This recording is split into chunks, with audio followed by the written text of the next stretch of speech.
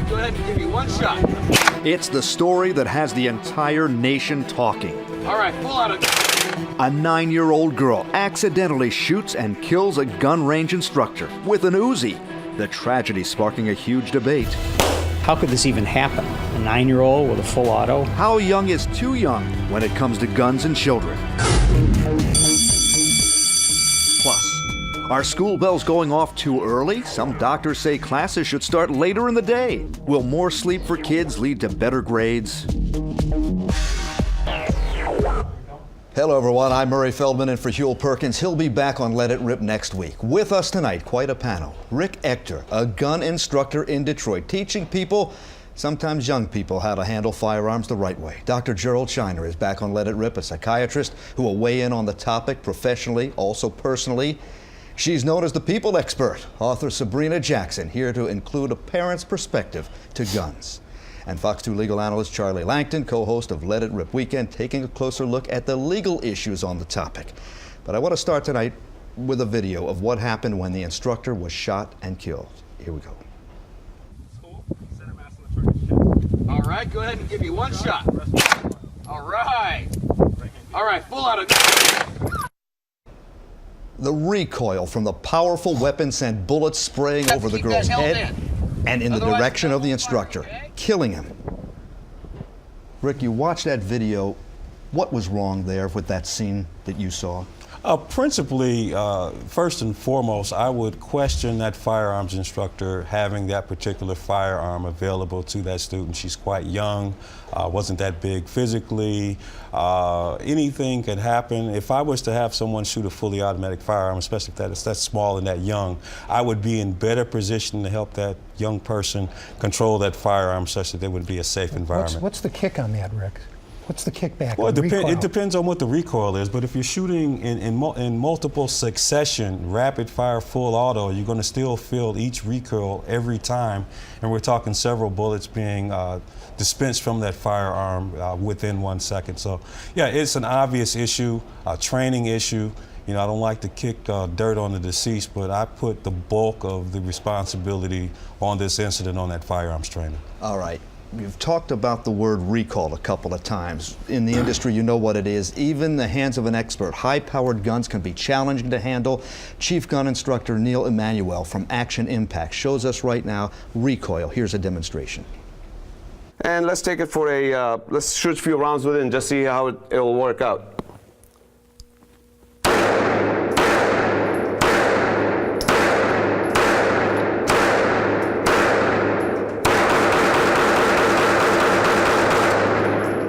When I was shooting in the semi-automatic mode, it was very controllable, no doubt. But once I started to rapid fire in the semi-automatic, it wasn't even fully automatic, the gun was jumping a little bit up and to the left as well, even in my own hands. Even in his own hands. So the question is, was she too young? Should the instructor have held her arm when she was doing that? Should she have not done it at all? Well, I probably would not have had a person that young and that small wield a firearm in full auto. But I mean, if you're going to do it, you know, do it safely. If he had to position himself and to help her hold it and control it, if they absolutely positively had to shoot it. You know, I've trained young people as young as 9, 10, 11 years old to shoot firearms, and it is a safe activity if it is done safely with a firearms instructor who is making safety a priority. From a parent's perspective, Sabrina, can it ever be safe when you have a child that's young? Absolutely not. I think that when you talk about an 8-year-old or a 9-year-old shooting a fully automatic gun, absolutely not. There's a reason why there are things that we wait till they're older for them to be able to do. For instance, driving a car. You can drive a car at 16 with an adult in you or a licensed driver with you, but it's still not for you to be able to do that on your own. So you're talking about a law there. What about a law here, Charlie? There's no law was broken that we just saw the video. Not one law. 9-year-olds, theoretically, the only law is that you have to be supervised by someone over 18. I'm assuming that instructor was over 18. But what dummy would give a 9-year-old an Uzi? That's ridiculous. We don't need a law here. We need common sense here. I think if we this need kid both. gets bigger, I mean, Actually, what do we need? Arizona's the most lenient state on firearm laws, and they do have a law. You have to be over 8 in order to engage in this activity, and you have to be with an instructor. But we have to question, why? Why would you give a 9-year-old a firearm? I agree. Why would you give a 9-year-old this firearm?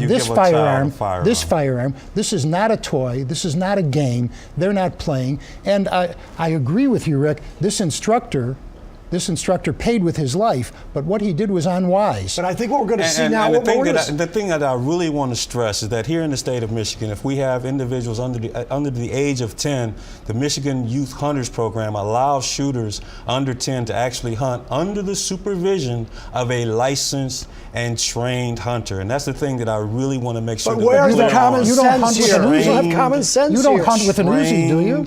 I don't, but you know what? Here's the point. The point is that it can be done safely, and it was not done. But here. an Uzi is a close combat and that was weapon. the principal issue at hand here. There's no reason why a responsible gun owner would not want to ensure that their children were trained with firearms, if only to keep children from there is some benefit, though, of having kids. But there is some benefit of having kids learn the proper use of a gun. Absolutely. It teaches them discipline. It teaches them maturity, and there's a certain amount of respect for that weapon. And safety is primarily important. I'm not so sure we need a new law. Well, let me say this. Parents. Where's those parents in this? Well, let me say this. This is not the first time this type of incident has occurred. In 2008 in Massachusetts, an 8-year-old with an Uzi shot himself in the head. So same kick, same recoil. Recoil and kick. So we have to be more responsible as the adults in the situation, because the one thing I keep hearing Rick say is that under the responsible act of an instructor, that was an instructor, and he had an instructor's license. So he was a person that if I was a parent and that was my right, that I would trust that he was going to do the best thing. But as we see, he did not. Let me throw out something else here. Wait a second. Follow up on that. Excuse me. Let me just throw out something else. This is a family, as you pointed out in the break before we hit, that was on a vacation. They were on a vacation. They were from not New Jersey. used. They were from New Jersey. Many times, parents, I'm talking to all of you, we go out on a vacation and we look at something that happens normally in that community and we say, hey, let's try that. We can do that. And we might not have done it in the confines of our own community here, but out there it seems to be different. It seems to be safe. And what about that? Well, if you take into account that they're from New Jersey, you know, there's a lot of gun control in New Jersey. Maybe there was a lack of familiarity with firearms and firearm safety. They fly to Vegas. It's only an hour away from this burgers and bullet joint. They say, hey, let's go ahead and shoot. But you know what? Had they had, I believe, a little common sense, a little reasonable parental concern, and ensure that everything was going to be done in a safe fashion, maybe we wouldn't have this situation. Call this burgers and bullets? But you know what? It's a tourist trap. Common sense isn't common. It's uncommon. This was not a game. This weapon was not a toy. And this isn't a child's activity. Now, there's nothing to stop a child from doing this activity as long as it's done safely. This wasn't done safely. It was not. I concur. And I stipulate that. And this was a family that wasn't familiar with this activity. This wasn't a family that was at the gun range every day. So this parental responsibility is an important component. Doctor, do we need the law to come in and ban, say, anybody under 18 from practicing or using Charlie, that? you can't legislate morality. You can't legislate common sense. You can't make something idiot-proof. But we can certainly discourage this. I'm sure this isn't what Thomas Jefferson had in mind when he wrote the Constitution and when he wrote the amendment. This story has generated during plenty. that era, we also had young people use firearms too. To shoot squirrels. This story has generated plenty of feedback, a lot of it right here, a lot of it from you. This one from a Twitter user, Detroit Rant. Such a sad story of parents' bad judgment. Never should have brought the child to a shooting range. Never? We're going to talk about that. Well, we have people Let's get to who this bring other children. one. Hold the thought, Rick, because we're going to come right back to it. On Facebook, Andrew says, I learned to shoot at 8. However, I didn't start off with an Uzi. I worked my way up from a BB gun to a .22 rifle to 9mm and so on. First of all, the comment about that first comment. the statement that they shouldn't have shot an Uzi to begin with, I would not start off a brand new shooter, particularly a youth shooter, with an Uzi because I would have concerns about safety.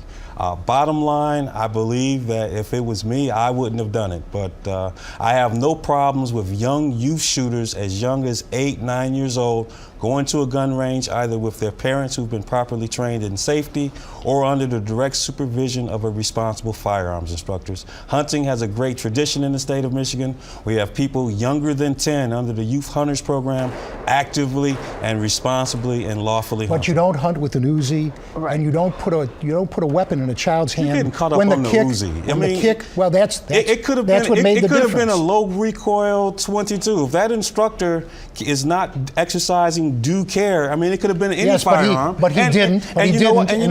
It doesn't even have to be a 9-year-old. It could have been a 35-year-old. It could have been a 35-year-old. Give a child a weapon that has a kick that's greater than her body weight. Well, let me you say know her this. body weight. Instructor The should know whole that. point is that it should be done responsible. And it could have been done by a 35-year-old. Point well taken. We got to wrap it up with this. But it's very important that we look at the type of gun that was used. And because that use of the gun was okay, then we need to look at a law that makes the use of that gun not okay. We don't need a law. We just need common sense. Common sense we need with the to make parents. sure we exercise Where's due the care. parents in this? Where are the parents? And They were right there. A 9-year-old? Come on. They were right don't there. work. They don't mix. They don't mix.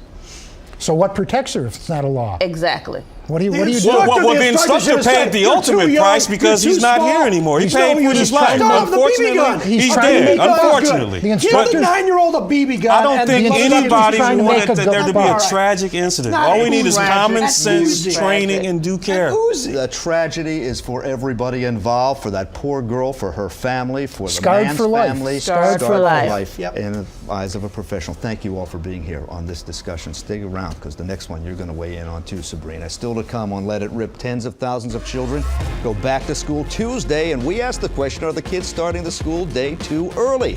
Why some doctors say a later start might be better. Do you agree? Stick around.